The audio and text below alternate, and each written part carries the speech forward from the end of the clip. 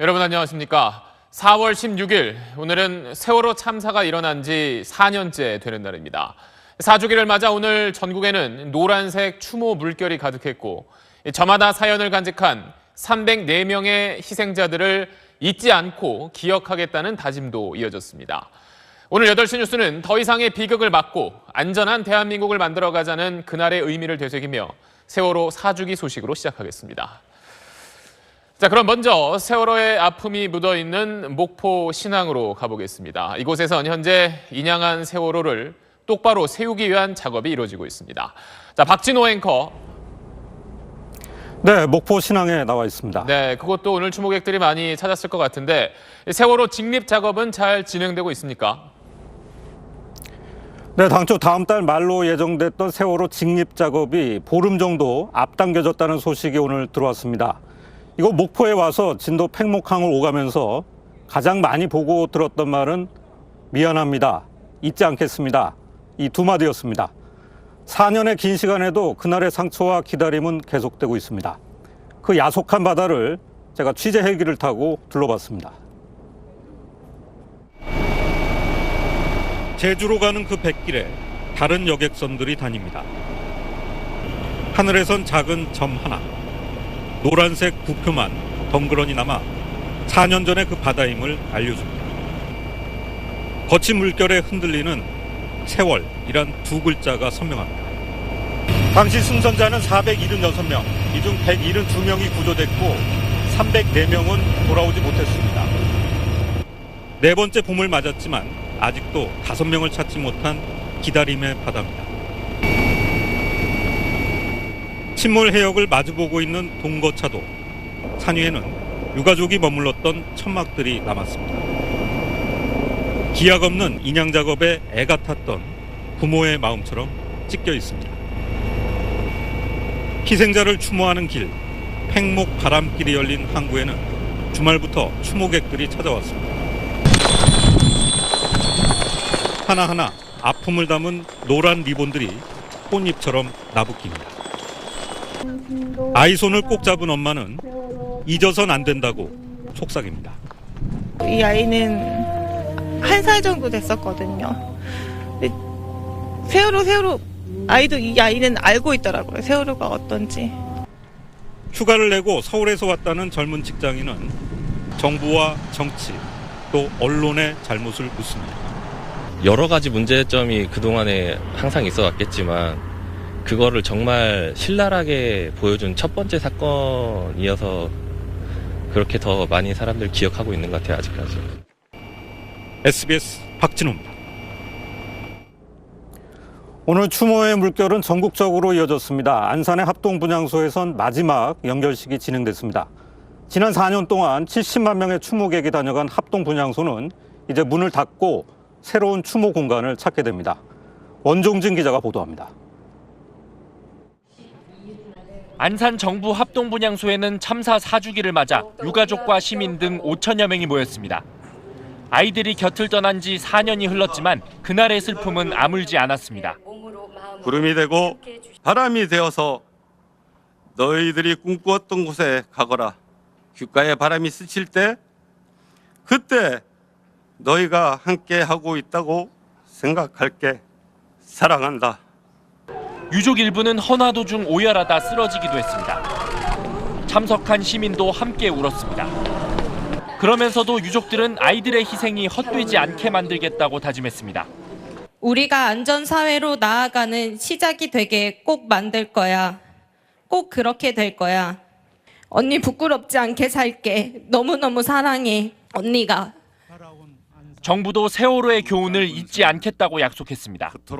정부는 곧 세월호를 세워서 선체 수색을 재개합니다. 미수습자 5분이 가족들 품에 돌아오시기를 기원합니다. 연결식에 앞서 시민들은 가만히 있지 않겠습니다란 주제로 단원고와 기억교실을 거쳐 합동분향소까지 행진을 벌이기도 했습니다. 사실 제가 가만히 있지 않는다고 그렇게 큰 일을 할 수는 없겠지만은 그래도 제가 할 수 있는 일을 고민하고 인천에서는 연결식을 치르지 못한 일반인 희생자 11명의 연결식과 추모식이 열렸습니다. 서울 광화문 광장에서도 세월호 4주기 추모 미사가 열리는 등 전국에서 하루 종일 추모의 분위기가 이어졌습니다. SBS 원종진입니다. 인양된 후 1년이 넘게 이렇게 누워있는 세월호는 당초 일정을 앞당겨서 다음 달 중순에 바로 세워집니다. 이 직립이 끝나면은 침몰의 진실과 함께 5명의 미수습자를 찾는 중요한 수색 작업이 진행됩니다. 한승구 기자입니다. 지난해 4월 9일 목포 신항에 도착한 세월호. 세월호는 현재 특수 운송 장비인 모듈 트랜스포터로 부두 끝 60m 지점에 옮겨진 상태입니다.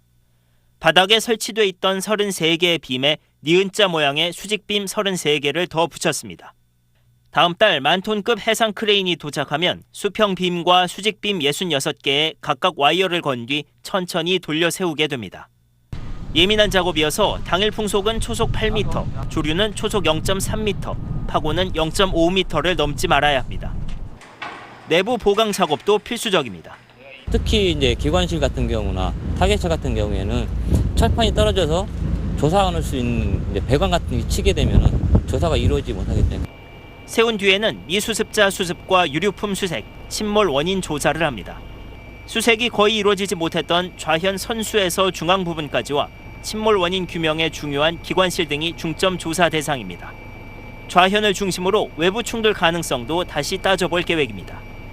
직립 예정일은 애초 5월 31일이었지만 수직빔 설치가 빨라져 보름 정도 당겨졌습니다. 이후엔 선체를 원형 그대로 보존할지, 객실 등 일부만 보존할지, 닷 등 세월호 상징물만 남길지 결정합니다. 침몰 4년이 지나서야 똑바로 서게 될 세월호.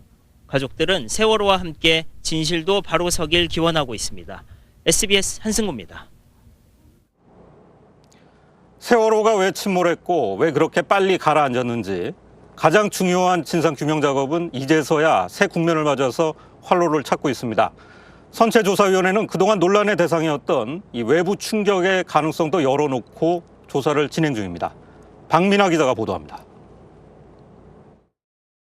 선사 측의 무리한 증톤 및 과적으로 인해 보건성이 현저히 악화된 상태에서 운항하던 중 조타수의 조타 미숙으로 인한 대각도 변침으로 배가 자연으로 기울며 제대로 고박되지 않은 화물이 좌측으로 쏠려 부실한 초기 대응 그리고 책임 회피에 급급하면서 이런 수사 결과는 국민 누구도 납득하지 못했습니다.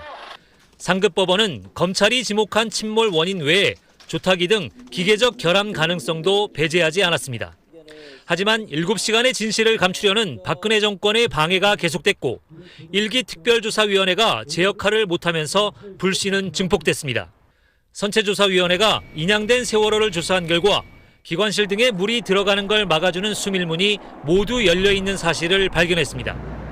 기울어진 지 101분 만에 완전히 가라앉은 원인은 될 수 있지만 보건성이 나쁜 배를 처음 넘어뜨린 결정적 요인을 설명해 주는 건 아닙니다. 선조위는 네덜란드 연구소에서 변수를 바꿔가면서 모형 실험을 했지만 급격한 항적과 침몰은 재현되지 않았습니다. 변수의 불안전성이나 모의 실험의 한계 때문일 수도 있지만 다시 외부 충격 가능성까지 열어놓게 된 이유입니다. 화물의 심한 흔들림과 과도하게 꺾인 스테빌라이저 등을 명쾌히 설명할 근거가 충분치 않다는 겁니다. 스테빌라이저가 처음에 원래 25도만 밖에도 안 돌아가는데 올라왔을 때 50.2도인가? 네, 돌아가 있었거든요. 그래서 문제가 있지 않냐 확인. 오는 8월 선조위가 제출할 최종 보고서에 침몰 원인 규명이 미진할 경우 제2기 특조위가 국민적 의문에 대한 답을 찾게 됩니다. SBS 박민아입니다. 단원고등학교의 박영인 남현철군, 양승진 교사, 그리고 권재근 권혁규 부자 이렇게 5명이 아직 가족품으로 돌아오지 못했습니다. 이 선체가 바로 서면 곧바로 진행될 수색 작업에 희망을 걸고 있는 미수습자 가족들을 정다은 기자가 만났습니다. 단원고 양승진 선생님의 가족들이 대전 현충원을 찾았습니다. 순직을 인정받은 양 선생님의 첫 기일을 위해서입니다. 지웅이 왔어요. 여보, 당신의 사랑하는 아들. 세월호가 가라앉던 상황에서도 제자들에게 자신의 구명조끼를 벗어줬던 양 선생님의 유해는 아직 돌아오지 못했습니다. 가족들은 집에서 찾은 선생님의 머리카락을 태워 장례를 치러야 했습니다. 편안하게 모셔드리려고 했는데 그마저도 안 됐고, 내 남편이라는 양승진 선생님이라는 단 진짜 손가락뼈든 발가락이든 뭐 어디든 그냥 조그마한 것이라도 찾았으면. 권오복 씨도 동생과 어린 조카를 찾지 못했습니다. 동생 재근 씨 가족은 제주도로 이사하다 참사를 당했고 다른 조카 지연 양만 살아 돌아왔습니다. 내 동생인데 지금 흔적이 없다 보니 옷가지를 태워서 지금 여기 봉안을 해놓은 거예요. 혁규도 지금 흔적이 없어요. 남겨진 가족에게 4년은 길고 힘들었습니다. 3년 반을 목포와 진도에서 보낸 형 권오복 씨는 17년간 살던 집도 팔아야 했습니다. 홀로 남은 지연 양은 학교를 3곳이나 옮겼습니다. 그 애들이 놀리고 그 애들이 다 알고 해서 개명까지 했는데도 다 아니까, 또 살던 동네에서는 그냥 애들 아니라도 어른도 다 아니까 알아가지고 이렇게 여러 얘기가 있었나 봐요. 가족들은 빠르면 5월 중순쯤 세월호가 바로 서고 시작되는 수색에 마지막 기대를 걸고 있습니다. 그 기대에 의지해 미수습자 가족들은 다시 찾아온 4월의 그날을 맞이하고 있습니다. 마지막까지 끈은 안 놓는다는 생각으로 지금 기다리고 있어요. SBS 정다은입니다.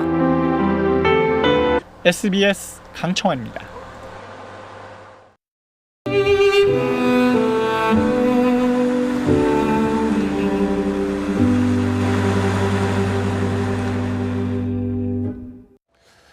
세월호 희생자 그리고 미수습자 가족들은 4년 전 오늘의 시간이 멈춘 것처럼 지난 4년을 보냈습니다. 가족협의회 집행위원장인 유경근 위원장을 제가 오늘 낮에 만나서 어떻게 지내시는지 또 사주기를 맞는 심정은 어떤지 들어봤습니다. 의원님 안녕하세요. 네, 안녕하세요. 먼저 일단 희생자 가족분들하고 미수습자 가족분들 안부부터 좀 여쭤보겠습니다. 어떻게 지내시나요? 생각보다는 잘 버티고 있습니다. 건강상이나 또는 생활상에 많은 문제점이 있는 건 사실이지만 우리 아이들이 지니고 간 마지막 추억이 사실은 벚꽃이고 봄이었거든요. 그동안 이 1주기, 2주기, 3주기 모두 비가 오거나 춥거나 굉장히 날씨가 안 좋았었어요. 그래서 많은 분들이 뭐 아이들이 눈물을 흘린다 또는 아이들이 화를 내고 있다 이렇게 얘기를 해왔는데, 처음으로 오늘 4주기인 오늘은 아주 화창하고 따뜻한 날입니다. 얼마 전에 박근혜 전 대통령 이제 1심 선고가 나왔고요. 또 당일 7시간 행적에 대해서 검찰이 수사 결과를 발표했는데 그 이제 결과를 들으시면서 좀 어떤 생각이 드셨는지 좀 궁금합니다. 적어도 그 시간에 다른 무엇라도 하고 있었으면 좋겠다. 전혀 관계없는 일이라 하더라도 무언가 일을 하고 있었으면 좋겠다. 그런데 그런 바람이 무색하게 아무것도 안 했을 뿐만 아니라 그냥 종일 침실에 있었다는 것이고 너무 허무하고요. 그런 사람을 우리가 대통령이라고 믿고 좀 도와달라고 그렇게 많이 요청하고 부탁하고, 이 세월호 참사가 결국 박근혜 전 대통령의 탄핵의 단초가 되었었죠. 가장 무거운 어떤 형벌로서 결론이 내려질 것으로 저희들은 기대하고 있습니다. 지금 2기 특조위 사회적 참사 특별조사위원회가 출범을 했습니다. 9분의 위원 가운데 지금 자유한국당이 추천한 황전원 위원이 사실은 그 자리에 있으면 안 되거든요. 그 당시 여당의 어떤 조직적인 방해, 그것을 몸소 앞장서서 실천을 했던 사람입니다. 이런 모습을 통해서라도 정말 사퇴를 더 강하게 좀 요구하고 싶은 마음이었죠. 좀 순조롭게 직립을 위한 작업이 진행이 되고 있는 것 같습니다. 그래서 세월호를 바로 세운 다음에 가장 먼저 해야 할 일은 여전히 찾지 못하고 있는 5분의 미수습자분들의 유해 일부라도 반드시 찾기 위한 그런 작업이 선행이 돼야 할 것이고요. 세월호 침몰의 원인이 어디 있는지를 규명하는 데 좀 큰 도움이 되면 좋겠습니다. 지금 이 촬영을 하고 있는 이곳 화랑유원지 일부 지역에 일부 장소에 이제 마련을 할 예정입니다. 거부감을 갖는 것은 저희도 충분히 이해를 합니다. 또 그런 부분에 대해서는 충분히 서로 대화하면서 만들어 나갈 자신도 있고요. 그런데 저희가 우려하는 것은 이제 6월 지방선거를 앞두고 세월호 참사를 정치적으로 정략적으로 좀 악용하는 일은 삼가 주셨으면 좋을 것 같습니다. 강제적인 수사 권한이 없기 때문에 매우 지난한 조사를 반복을 해야 되거든요. 특히 이 특조위 활동 기한은 2년밖에 안 됩니다. 검찰의 세월호 참사 전담 특별수사팀 그리고 감사원의 전담 감사팀을 꼭 만들어 주셔서 이 특조위와 함께 협력을 해 주시면 이 2년 안에 세월호 참사를 우리가 함께 극복하는데 아주 큰 힘이 되고 결정적인 힘이 될 것이라고 봅니다. 사실 지난 4년간 저희한테는 참 서럽고 모진 시간들이었는데요. 정말 잊지 않고 함께하겠다는 약속을 끝까지 지켜주신 많은 국민들 덕분이었습니다. 다시 한번 감사하다는 인사를 꼭 드리고 싶고요. 마지막으로 이제 예은이 아빠, 예은이 아버님으로서 지금 오늘 예은이한테 하고 싶으신 말씀 있으면? 왜 그런 일이 일어났고 그리고 다시는 그런 일이 일어나지 않도록 해야 한다는 그런 우리 아이들의 마지막 소원을 반드시 지키겠다. 아빠 수고했어 라는 말